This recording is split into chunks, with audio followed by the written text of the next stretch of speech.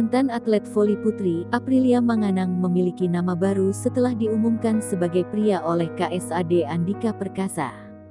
Baru-baru ini, Aprilia Santini Manganang menjalani operasi terkait kelainan dalam tubuhnya yaitu hispospadia. Sejak lahir, Manganang diklaim sebagai perempuan.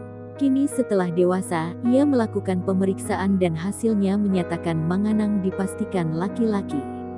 Kemudian, ada momen mengharukan setelah anggota TNI AD itu dipastikan sebagai laki-laki.